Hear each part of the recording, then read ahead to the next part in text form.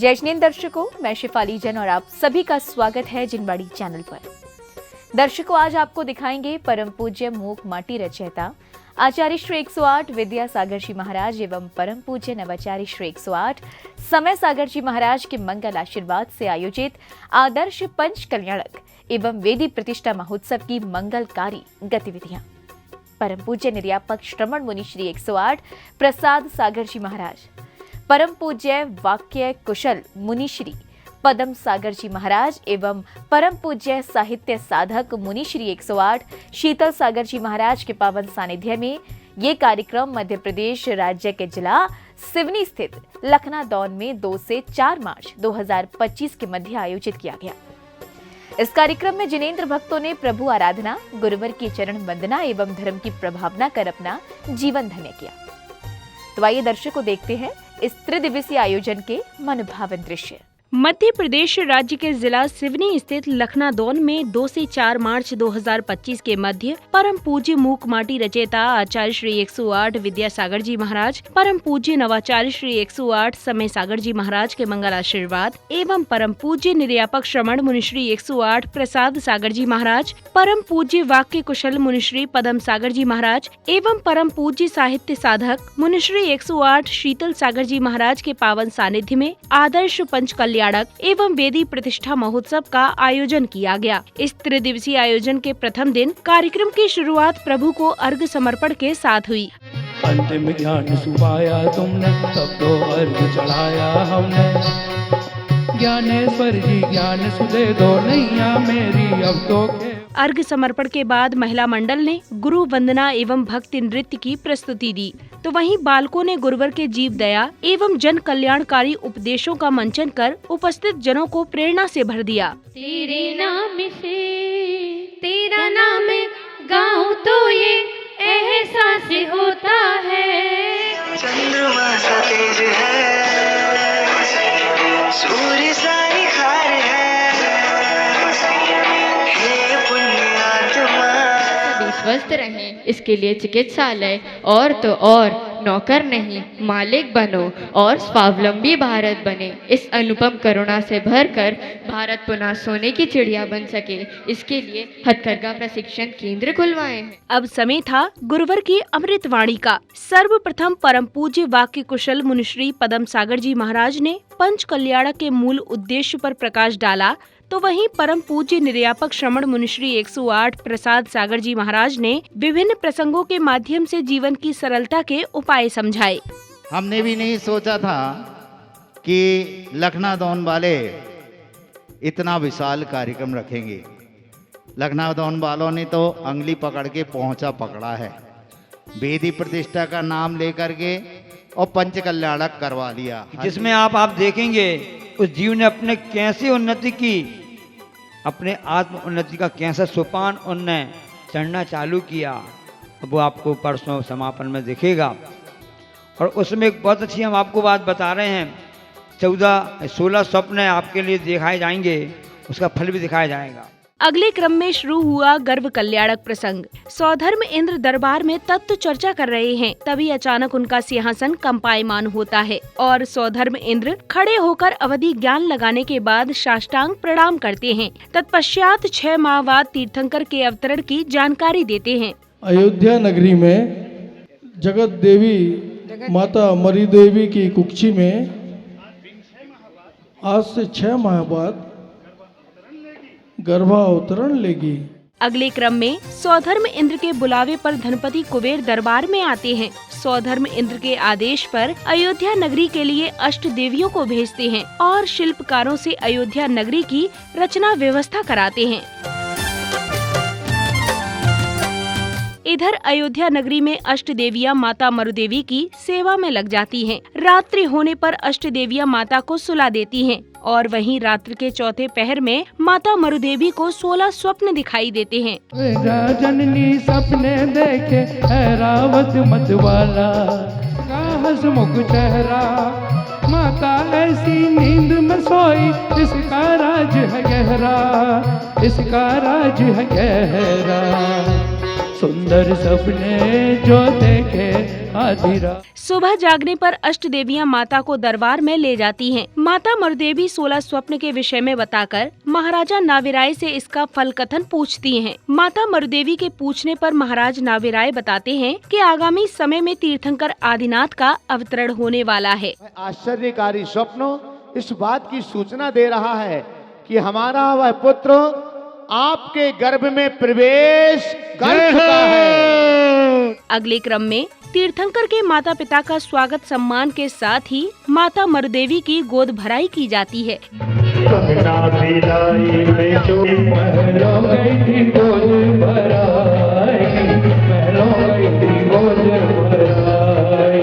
इस त्रिदिवसीय महोत्सव के दूसरे दिन अर्घ समर्पण के बाद शुरू हुआ जन्म कल्याणक प्रसंग। प्रसंगानुसार सौधर्म इंद्र दरबार में उपस्थित हैं, तभी उनका सिंहासन कंपायमान होता है। सौधर्म इंद्र अवधि ज्ञान लगाते हैं और साष्टांग प्रणाम करने के बाद तीर्थंकर के अवतरण की जानकारी देते हैं। महाराजा नाभिराय के यहाँ तीर्थंकर भगवंत ने जन्म लिया है। इधर अयोध्या में बधाइयां गाई जा रही हैं। तभी सौधर्म इंद्र अयोध्या नगरी पहुंचते हैं और महाराजा नाविराय से आज्ञा लेने के बाद शची इंद्राणी को बालक को लाने के लिए प्रसूति गृह भेजते हैं। शची इंद्राणी तीर्थंकर बालक को ले आती हैं और सौधर्म इंद्र को सौंप देती हैं। सौधर्म इंद्र 1000 नेत्रों से तीर्थंकर बालक को निहारते हैं। एक हर्ष छाया और जैसे ही सौधर्म इंद्र त्रिलोकीनाथ को लेता है, अपनी निगाहों से एक टकटकी लगाए निहारता रहता है। अगले क्रम में सौधर्म इंद्र तीर्थंकर बालक को लेकर ऐरावत हाथी पर सवार होकर शोभा यात्रा के रूप में पांडुक वन की ओर चल देते हैं और वहां पहुंचकर अन्य इंद्रगणों के साथ पांडुक शिला पर तीर्थंकर बालक का 1008 कलशों से अभिषेक करते हैं।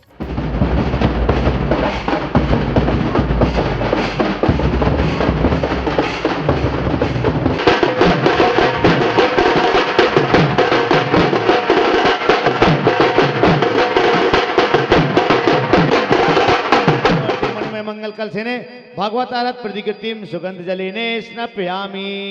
दीपक भैया ओम ह्रीं क्षीर समुद्रबारी पूर्तेने मणिमय मंगल कलशेने भगवत आरत प्रतिकृतिम सुगंध जलेने स्नपयामि। मणिमय मंगल कलशेने भगवत आरत प्रतिकृतिम स्नपयामा। अभिषेक के बाद सौभाग्यशाली श्राविकाएं तीर्थंकर बालक का श्रृंगार करती हैं, जिसके बाद उन्हें पालने में विराजमान किया जाता है। तत्पश्चात सौधर्म इंद्र सहित सभी इंद्रगण एवं उपस्थित श्रद्धालु 3 लोक के नाथ को पालना झुलाकर स्वयं को धन्य करते हैं।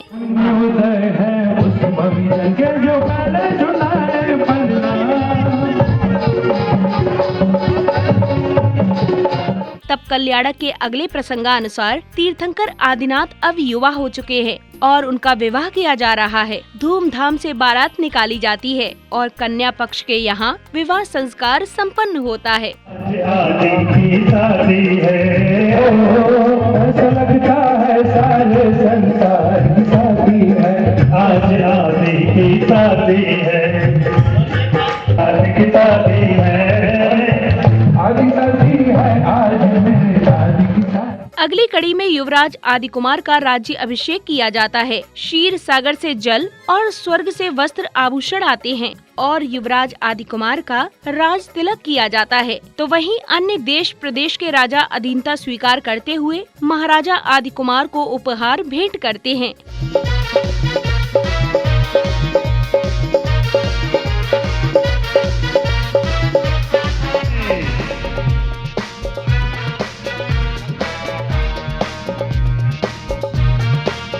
राजगद्दी संभालने के पश्चात महाराजा आदि कुमार प्रजा को 80-80 कृषि एवं वाणिज्य का ज्ञान देते हैं, जिससे राज्य में सुख समृद्धि आ जाती है। अब तुम्हें वह कल्प वृक्ष कुछ भी नहीं देंगे, क्योंकि कर्म भूमि प्रारंभ हो गई है। अब आपको अपने ही हाथों से अपना जीवन यापन करने का मार्ग।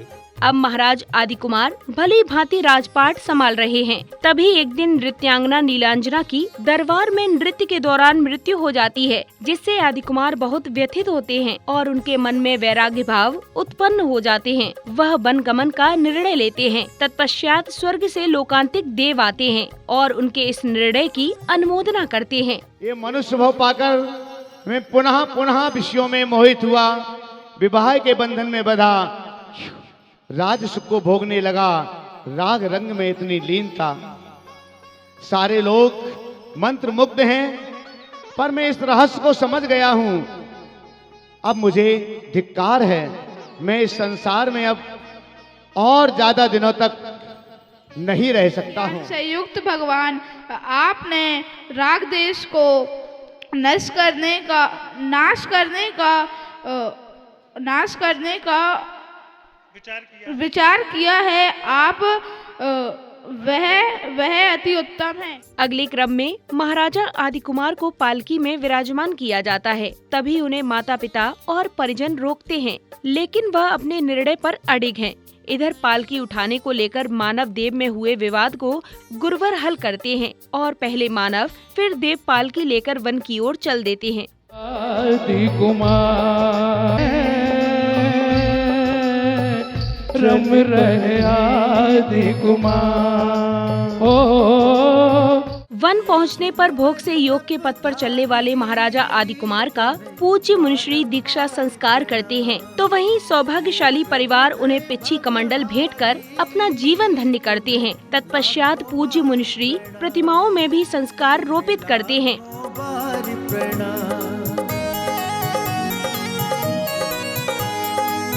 तपचर्या को आपने धारा, लख 84 जन्मों बारा, ऐसा यतन किया प्रभु तुमने। कार्यक्रम की अगली कड़ी में प्रभु का समव शरण लगा है और उसमें गणधर के रूप में विराजमान पूज्य मुनिश्री समस्त लोकों के प्राणियों को दिव्य देशना देकर उनका कल्याण करते हैं। इसके उपरांत श्रद्धालु आरती कर मंगल भावना भाते हैं। हे भगवान आपकी दिव्य ध्वनि में क्या आया कि दया विशुद्धो धर्मो, दया ही धर्म है, करना ही इस आत्मा का स्वभाव है, कसाय करना आत्मा का विभाव परिणति है। आत्म के अहित विषय कसाय, इनमें मेरी परिणत न जाए। ऐसी वह दिव्य ध्वनि में जब ये बात सुनने में आती है तो वहाँ उस समय क्षण में 12 सभा में सभी जीव गदगद हो जाते हैं। अहो हमारा कितना पुण्य वो भाग्य है।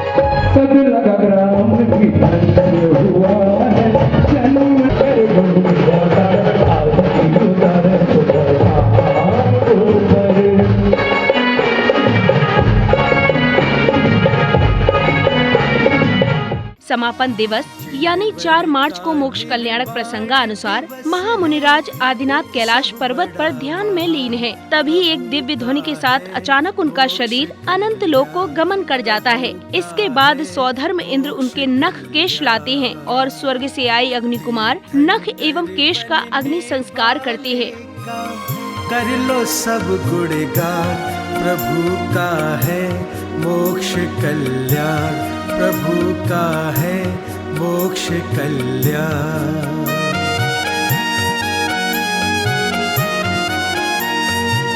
अष्टकर्म कर नष्ट प्रभु ने पावन पद ये पाया, गिर समेत शिखर को अपना मोक्ष स्थान बनाया, मोक्ष स्थान बनाया।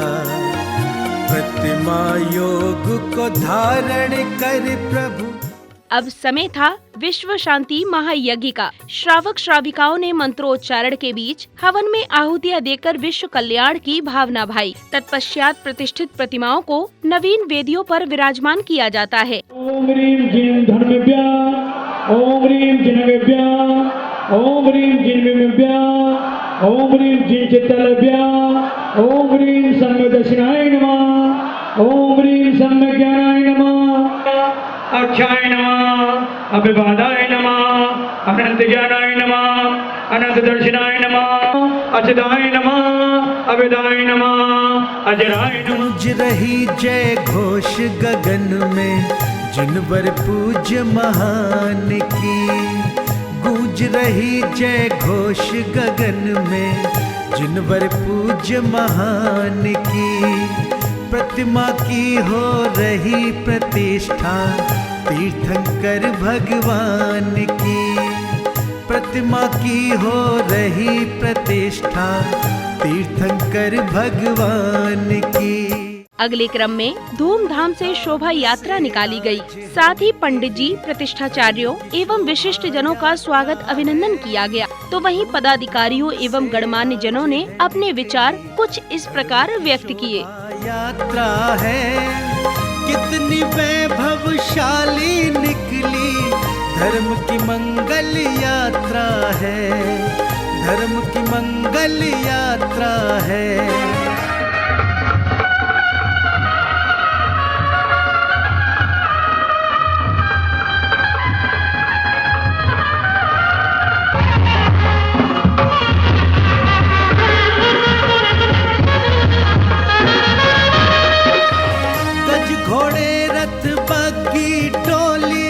सजे हुए कैसे सुंदर, जैन पताका इनके ऊपर लहराए नीले अंबर, लहराए नीले अंबर।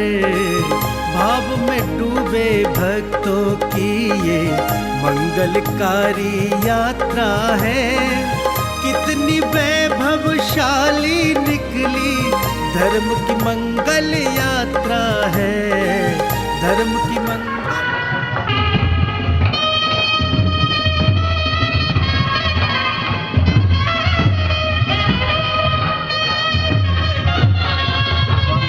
आप पधारे द्वार हमारे, छाई खुशी घन घोर, आपका स्वागत वंदन करके मन है भाव विभोर। आपका लखनादौन पार्श्वनाथ दिगंबर जैन मंदिर का वेदी प्रतिष्ठा का कार्यक्रम बहुत सानंद संपन्न हुआ। हम सभी ने आचार्य श्री के आशीर्वाद से बहुत आनंद से एक लघु पंच कल्याणक और वेदी प्रतिष्ठा कार्यक्रम का 3 दिवसीय कार्यक्रम, जो कम से कम 5 दिनों में 6 दिनों में होता था, लेकिन गुरुदेव के आशीर्वाद से वह 3 दिन में सारी क्रियाओं के साथ, जिसमें किसी भी क्रिया में शिथिलता नहीं बरती गई, उस सारी क्रियाओं के साथ गीत संगीत के साथ नृत्य गान महाराज जी के अमृत वचन के साथ साथ बहुत सानंद संपन्न हुआ है। हमारे लखनादौन नगर में पंच कल्याणक महोत्सव का समापन हुआ है। पारसनाथ जिनालय में 2 प्रतिमाएं जी जो नई विराजमान हुई हैं, और साथ ही साथ पटेल जी के मंदिर में 2 प्रतिमाएं नई विराजमान हुई हैं। मंगल सानिध्य प्रसाद सागर जी महामुनिराज का प्राप्त हुआ है, और साथ ही साथ हमारे नगर गौरव विजय भैया के संचालन में यह कार्यक्रम संपन्न हुआ है। एक भव्य आदर्श पंच कल्याणक महोत्सव संपन्न हुआ, जिसमें हमारे स्वधर्मेंद्र माननीय संजय कुमार जी और मूर्ति प्रदाता माननीय विजय कुमार जी जैन ने अपना पुण्य अर्जन किया। साथ ही हमने विजय जी अशोक जी लादौरा वाले और विजय जी लखनऊ वाले का सानिध्य निर्देशन में ये पंच कल्याणक संपन्न हुआ। सभी नगरवासियों ने और जैन समाज ने, बाहर से पधारे सभी जैन समाज के बंधुओं ने इस आयोजन में अपना भरपूर योगदान दिया और पुण्य अर्जन किया।